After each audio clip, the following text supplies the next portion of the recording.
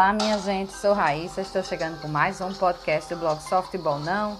Nessa noite de sexta-feira nós temos agora 28 graus aqui em Natal, sensação térmica de 30 graus, 7 da noite, não é fácil não.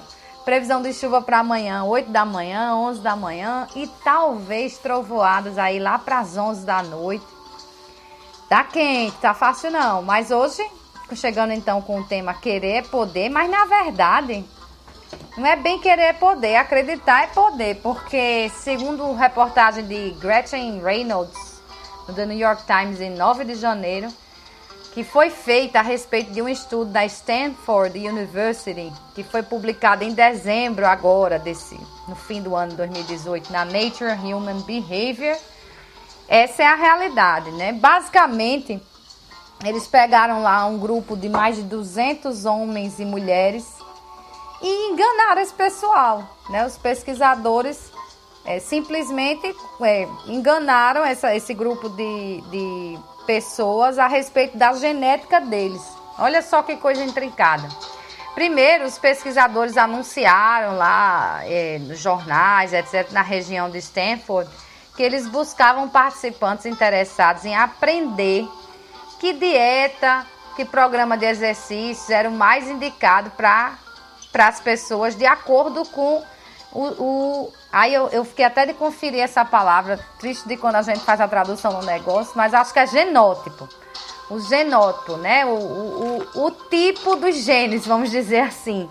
O grupo genético, né, de cada pessoa. Bom, aí o estudo começou com cada uma dessas pessoas, essas mais de 200 pessoas que compareceram, né, que responderam ao anúncio lá dos pesquisadores, fornecendo uma amostra da saliva para identificação, então, aí desse tipo genético de cada um. Mas as pessoas não sabiam qual era a real intenção dos pesquisadores. Eles pegaram e dividiram, então, as pessoas em dois grupos. Um foi orientado lá a colocar uma máscara aquelas máscaras de medição de oxigênio, né, que se tem nesses testes físicos. Então, botaram lá a máscara e esse pessoal que botou a máscara foi orientado a correr até cansar, né, até exaustão. E essa máscara, então, ia medindo a capacidade pulmonar e o consumo de oxigênio dessas pessoas, então, que se submeteram a esse teste.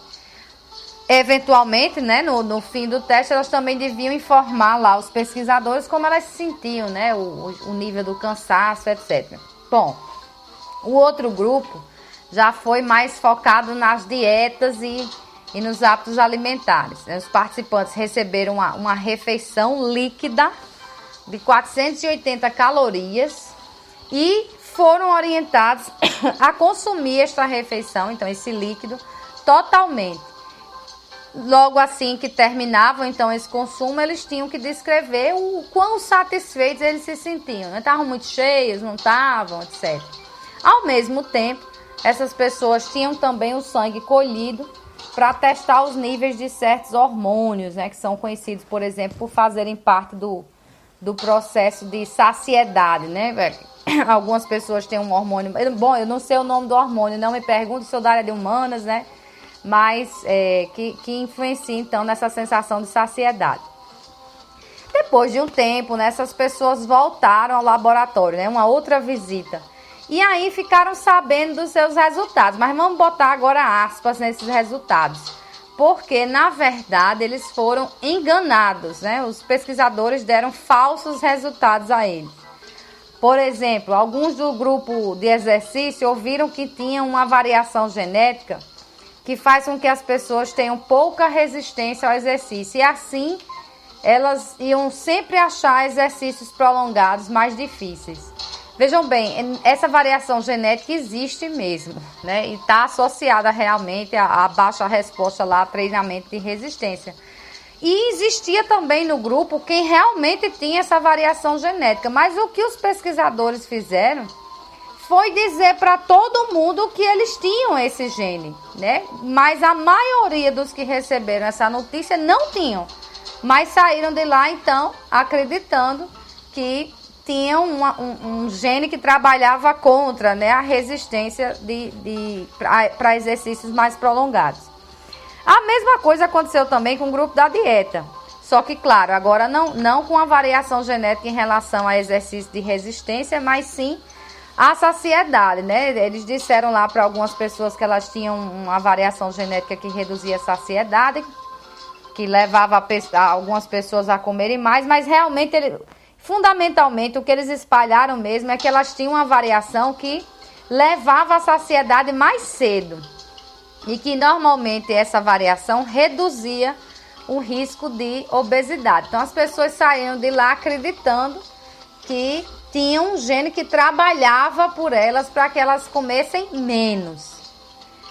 Depois de um tempo, né, os grupos voltaram para repetir lá. No caso do exercício, aquele exercício com máscara de oxigênio, corrida até exaustão. E no caso da refeição, né, beber, né, a refeição líquida de 480 calorias, ter o sangue testado lá na hora e também informar os pesquisadores como se sentiam, né, depois do exercício e depois da refeição líquida. E quais foram os resultados? Olha só como a natureza é esquisita. O grupo de exercícios, em que a maioria das pessoas lá foi enganada, né, cansou mais rapidamente do que na sessão anterior, né? Quando eles compararam os resultados, as pessoas cansaram mais cedo. E o consumo de oxigênio e a capacidade pulmonar também diminuíram. E no grupo da dieta? Aquele grupo que ouviu que tinha o gene da saciedade mais rápida, né? Que fazia com que eles comessem menos. Todos, lógico, tinham a obrigação de fazer a refeição líquida completa, né? Tomar o líquido inteiro. Todos relataram estarem muito mais cheios do que da primeira vez que tomaram aquele líquido. E quando foi medido lá o sangue, né, testado o sangue, o sangue deles, então, produziu bem mais de um hormônio que é considerado um hormônio que aumenta a saciedade. É para ficar doido com isso ou não, né? Quer dizer, bastou enganar o povo e a genética modificou. Em ambos os casos, então, essas crenças a respeito dos riscos genéticos alterou a resposta fisiológica ao teste, pelo menos é o que esse estudo aponta. E os pesquisadores compararam os efeitos físicos de quem realmente tinha variação genética, porque dentro dos grupos tinha quem realmente tinha essa variação genética do gene para a saciedade mais cedo e para quem tinha resistência ao exercício prolongado. E eles ficaram impressionados porque, como eles testaram todo mundo antes e sabiam exatamente quem tinha a variação, eles dizem que para o grupo que realmente tinha e que então ouviu uma verdade, né, a verdade de que o organismo trabalhava contra ou a favor, se fosse do exercício ou da dieta, o efeito foi super pequeno, quase não houve alteração de um teste para o outro. Mas o efeito, né, a mudança foi muito mais substancial para aquelas pessoas que acreditavam ter a variação genética sem ter. É um dado estarrecedor, pelo menos para mim. Bradley Turnwald, que é um doutorando que fez parte lá da condução desse estudo, chegou a dizer o seguinte, abre aspas aqui para ele: as pessoas tendem a atribuir mais poder aos genes do que provavelmente deveriam. É claro que esse é um primeiro estudo, mas a gente já ouviu falar de tanta história, né, de que quando você acredita, você consegue, não sei o quê. O aspecto negativo também é verdadeiro, né, da questão da influência psicológica no corpo, né, no seu organismo.